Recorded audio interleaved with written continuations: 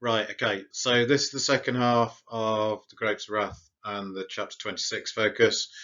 Now, as we look at this, there is only two kind of main tasks essentially to do, and then I'll kind of leave you with a bit to kind of be working on afterwards. Our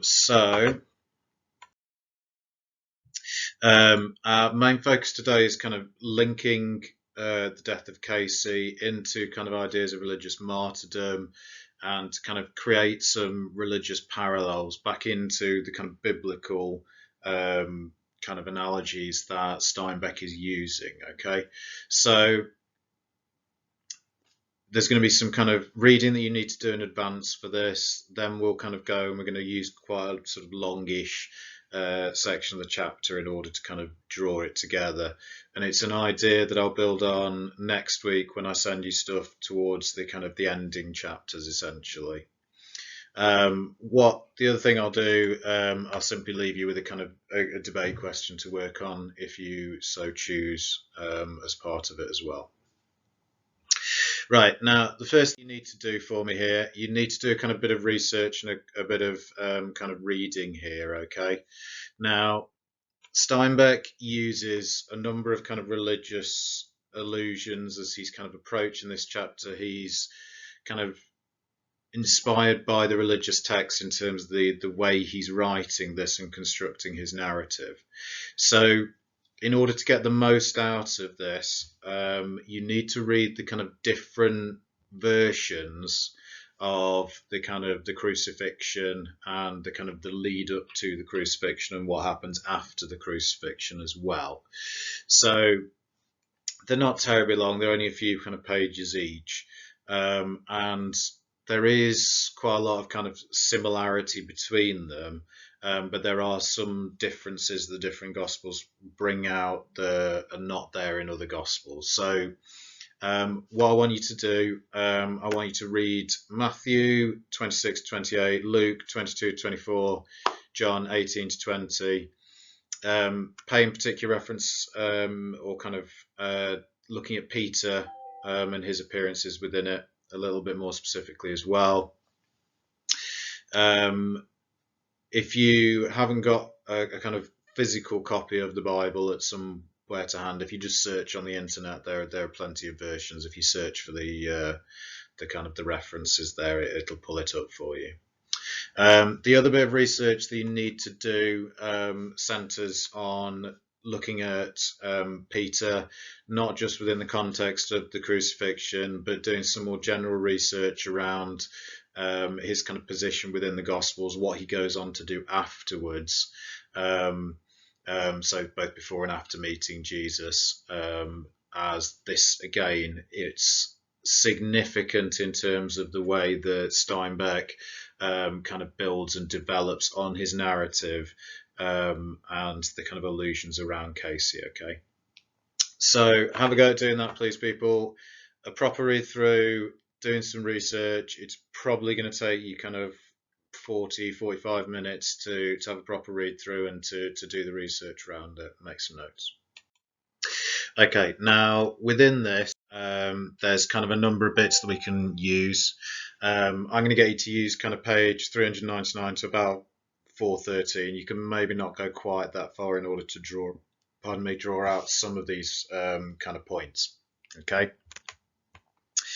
Now, as you're looking at this, you need to think about the things that hopefully you found by reading through the kind of gospel elements, and start to kind of look at these pages within the novel, and you're not going to find exact parallels. He's not just simply recreating the story of Jesus' crucifixion and changing the names, but you will find ways in which he picks up on those kind of same ideas. They're changed, they're altered, but Steinbeck is very clearly using the biblical narrative within his own.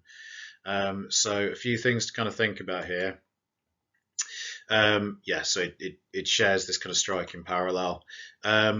Jesus himself teaches this kind of non-violent message of peace. Essentially, he is not reacting in a violent fashion, and he's essentially seeking to save people. He's seeking to kind of redeem them of their sins, to save people. Now, look at what Casey is doing as he kind of comes back in here, how we get a kind of message of peace, how he's seeking to save people in a similar kind of way to Jesus, or in a less spiritual way, in a more practical way, shall we say. Now, in terms of the story, and I think I'd lose track now. I think it's only John that kind of actually names the disciple as Peter, and it's only Matthew and John that talk about the kind of cutting off of the ear, or is it in Luke as well? I can't remember. But in terms of the kind of building up to this, you get the disciple Peter who cuts the ear off of the man attempting to take Jesus.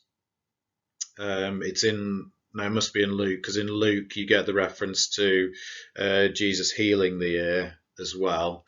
And this is kind of part of it. Think about this in relation to how he kind of builds it up around Tom. Now, within this, and I think this is a Luke one as well, I can't remember off the top of my head. Jesus heals the wound, and he says to the kind of the disciple, all they that take the sword shall perish with the sword. So if you fight, if you live by the sword, you'll die by the sword.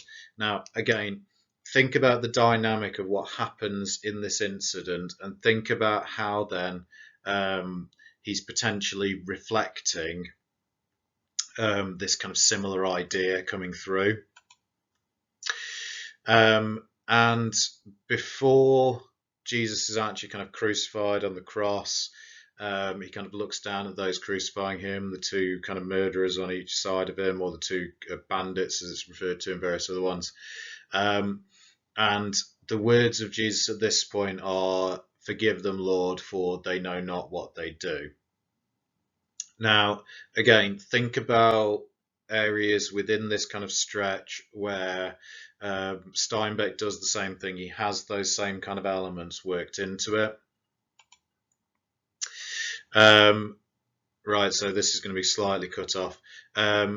So within this next one, Jesus, or Peter even, sorry, he kind of hides his knowledge of Jesus before the kind of the cock crows. He denies him 3 times. He's kind of asked, "Do you know Jesus? Do you know Jesus? Do you know Jesus?" And he kind of denies him each time.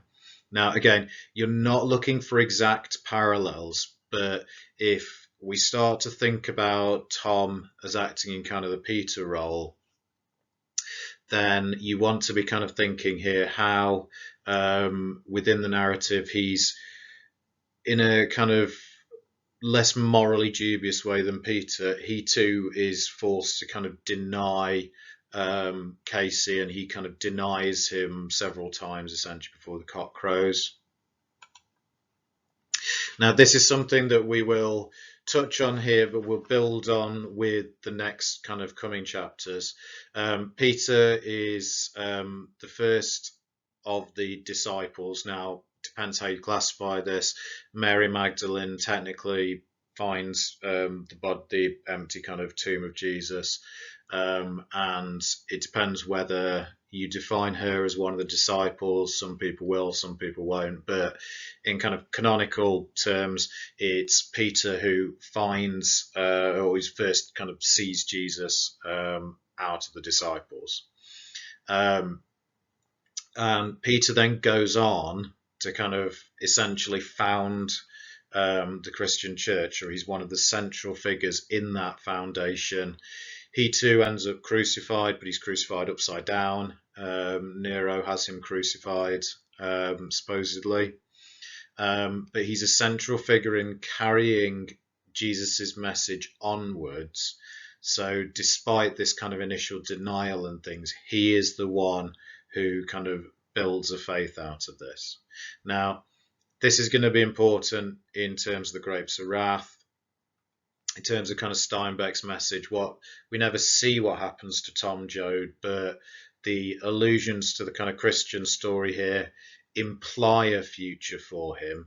And he does, in his kind of final words, again, we'll look at this next week, but in his final words, it kind of links into that kind of idea again. So we kind of assume Tom Joad, like Peter, taking on the mantle of the kind of Jesus or Casey figure. Okay. So what you need to do, you need to be able to kind of directly evidence this, to be able to talk about the parallels that Steinbeck creates between the kind of the Gospels and Into Grapes of Wrath. So I want you to use those pages. I've just gone through it. Looking at it now, I'd say possibly only go to page 409. If you are using the yellow book, you'll have to find the bit. I'm kind of starting, as I look at it, from know him, Christ, yes, known him for years. I come west with him, and going through, and you can probably stop either at the kind of break point on 413, but I think you can probably get out as much as you need if you read up to Al was standing up now on page 409. So you're scanning back through, find where he creates these parallels. You're not looking, as I can't stress enough, people expect, oh, it's a parallel, he's using this in a text solution, it must be exact mirroring of it. You're not looking for an exact mirroring of it, but you're looking for how he kind of connects them together. Okay.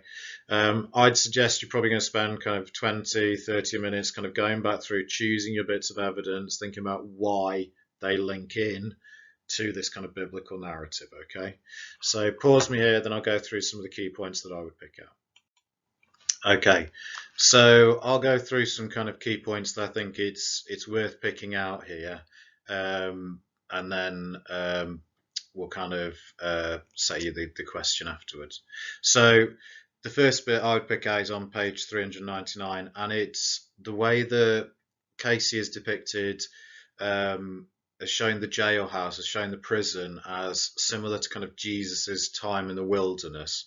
So it's not exactly the same. Obviously, Jesus goes into a place of isolation. Casey goes to a place where he's talking to other people, but you get this direct parallel created. The preacher leaned forward, and the yellow lantern light fell on his high, pale forehead. Jailhouse is a kind of funny place, he said. Here's me, been going into the wilderness like Jesus, trying to find out something. Almost got her sometimes too, but it's in the jailhouse I really got her. So he's talked in the very early chapters about kind of going into the wilderness, into isolation, but here he talks about kind of paralleling Jesus, but going to the jailhouse and being with people is where he comes to these kind of realizations about life. Okay. And of course, I talked to all of them. Now, it then kind of carries on, and some of the realizations that he comes to are, again, those realizations about kind of the collective power of people, about creating a movement and a kind of mass movement. So if you go on to kind of page 400, well, one day they give us some beans that was sour. One fella started yelling and nothing happened. Then another fella yelled. Well, sir, then we all got yelling, and we all got the same tone. And I tell you, it seemed like the tank bulged and give and swelled up. By God, then something happened. They come a running and they give us other stuff to eat. Give it to us, you see. Now, one thing that we note within that is there's a lot of the kind of interjections, the kind of by God, Jesus Christ that runs through this bit that keeps this religious aspect into it. It's not done in a kind of a holy way, essentially, but it does keep referencing the biblical through those kind of profanities, essentially, that come through. And here again, within the image of the prison, there's this realization that when one man shouts alone, nothing happens. But when a movement is created, when they shout with the same tone, a change can occur. And he's seeking to do this. Essentially, the strike that he's taking part in outside of the farm, and as they're striking, they themselves are getting no money. They are suffering because of this. The strike is essentially to save those, to protect those who are working, to try and create a better environment for everyone. So it becomes an act of sacrifice. So if we look on page 401, try and tell them, Tom, they'll get 2.5 just the minute we're gone. You know that 2.5 is. That's 1 ton of peaches picked and carried for $1. He dropped his head. No, you can't do it. You can't get your food for that. Can't eat for that. So the strikes are about providing enough for everyone, about giving people enough to live on. Now, again, this kind of falls outside the kind of specific bit I've got to read, but think about the images of kind of Jesus feeding the hungry within the biblical setting, the feeding of 5,000, the various other allusions to him kind of feeding, and the parables in which it kind of occurs. So the image here again links Casey into that kind of same desire here. As we kind of continue through, he starts to again kind of talk about the ideas of betrayal here within the movement, and this potentially can link into kind of the way that Judas betrays him. He's using a kind of anecdote, so this isn't directly about Casey, but it's the same kind of principle. I knowed a fella, bring him in. This is on page 402. Sorry. I knowed a fella, bring him in while I was in the jailhouse. Been trying to start a union, got one started, and then them vigilantes bust it up. And know what? Them very folks he'd been trying to help tossed him out, wouldn't have nothing to do with him. Scared they get the sore in his company.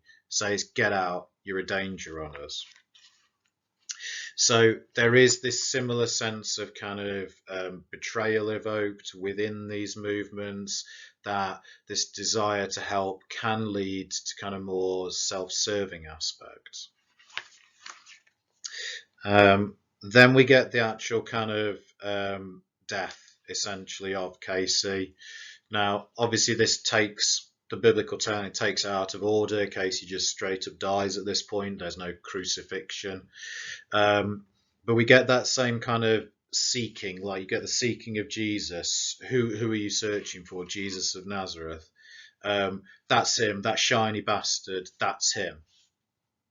So within this, he's kind of depicted as kind of challenging, or not being challenged, essentially, as being sought out, just in the same way as Jesus is sought out. So from within the disciples, from within that wider movement, they seek out the individual at the head of it.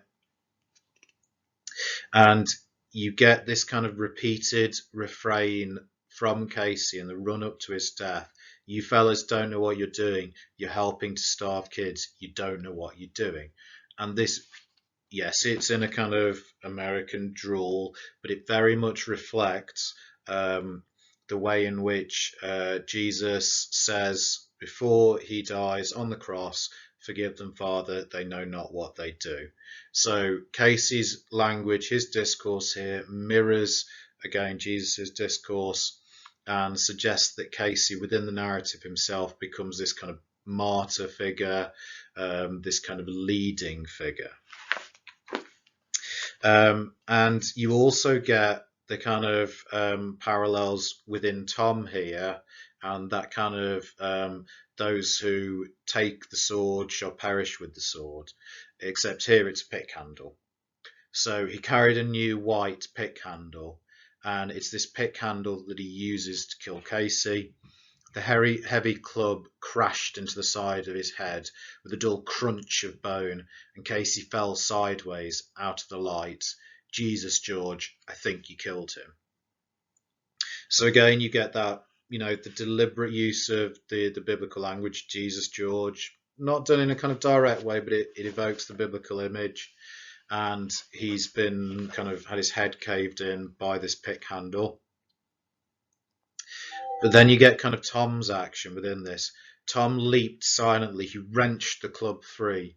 The first time he knew he had missed and struck a shoulder, but the second time his crushing blow found the head, and as the heavy man sank down, 3 more blows found his head. So Tom within this is depicted in the same way as kind of Peter here. They come to take Jesus. He pulls his sword. He cuts off the ear. This time it's slightly different, but Tom takes up the sword, the club. He fights back. He mirrors Peter's action. We don't get the kind of forgiveness. We don't get the telling off from it. It seems more of a kind of legitimized action. But it also mirrors that kind of idea of they who take the sword shall perish by the sword, in the man who kills Casey with the pick handle dies by the pick handle. It's that kind of direct parallel that Steinbeck is building within it. And we kind of continue as we go kind of slightly further through. Okay, now it's not done in quite such selfish or cowardly way, I suppose, would be more the way it comes across in the kind of biblical setting, Peter's denial of Jesus. But Tom too is then kind of forced into this kind of denial, into a hiding through the night. So he runs, he hides as he approaches the kind of farm again. Once a guard, thinking he heard a noise, called out, "Who's there?" Tom dropped and froze to the ground, and the flashlight beam passed over him. And when he comes back into the house, Al whispered, "You awake? How'd you get wet?" "Shh," said Tom. "Tell you in the morning." So you get this kind of, he's not challenged directly on Casey, but there's this initial kind of denial. He's kind of hiding what has happened. And then Steinbeck, just like kind of you will betray me 3 times before the cock crows in the biblical, Steinbeck has the roosters coming in. It's on 406. At last the roosters crowed far away, and gradually the window lightened. Tom touched his swollen face with his fingertips, and at his movement Al groaned and murmured in his sleep. So he's kind of forced to hide, to kind of not give details of where he's been, and then the cock crows. So we do get that same kind of pattern of hiding and denial, then the kind of the dawn coming. And following on from the dawn within this section, he does start to then kind of reveal the reality of what's happened. He's not himself preaching at this point, but this is what we'll see develop in the kind of coming chapters. So we're on to 408 and on to 409 then with this one. I'm going to tell, last night I went out to see what all the yelling was about, and I come on Casey, the preacher. Yeah, Pa, the preacher, and he was leading the strike. They come for him. So as opposed to this kind of denial, after the cocks crowed, we get this kind of acceptance, this willingness to create a connection back to Casey. And as you look onto page 409, yeah, Pa, you see, Casey was still a good man, goddammit. I can't get that picture out of my head. Him laying there, head just crushed fat and oozing. Jesus. He covered his eyes with his hand. And he starts kind of preaching the same message throughout this section about if you don't do something, then the prices will be dropped on the wages. And it kind of reflects Jesus seeking to kind of save, essentially. He's starting to sort of push on the same message as Casey has asked him to pass on. So in terms of what this does, in an overall sense, it legitimizes Casey's views. It turns Casey into this kind of Jesus type figure, and it shows Steinbeck then kind of supporting these views. These become admirable kind of views and perspectives here. So again, we're going to build on this next time, but think about this in terms of the way in which it kind of depicts this build-up, okay? Now, you don't have to do this one if you don't want to. I'd suggest you the planet. If you want to have a go at writing it, you can do, and I'll look it for you. Just a quick one. American literature more often shows the corruption of a pure dream than a creation of one. And you can answer this with Gatsby and with Grapes of Wrath. Obviously, you're going to have to compare them in the exam if you choose to do it. But what you want to think here, I mean, you could link in what we've just talked about with Casey, that there is both the corruption of a pure dream in terms of Casey's death. He's destroyed. This is, he's seeking to do something good. But you could take that kind of middle ground and say that from this, arguably, we also get this kind of creation of a new dream. It's sort of continued. It's not entirely corrupted and lost. Tom is going to kind of continue it. But there are other ways to kind of approach this. You can look about how, the American dream overall has become corrupted, how there is a kind of new mentality, but it's not a kind of a pure dream. It's a kind of impure dream that's being created from it. Lots of different ways to approach. So have a think about how you would do that question. From yesterday, I say I still recommend watching that documentary. I think it goes well alongside these chapters. John Steinbeck, A Voice of America. I'll put the pre-reading for the final chapters along with the kind of email that goes with this. Make sure you have a read over beforehand of those, and we should hopefully kind of get Grapes of Wrath pretty much sorted next week, and then I can just give you some revision-y bits if you want to carry on doing work. Okay.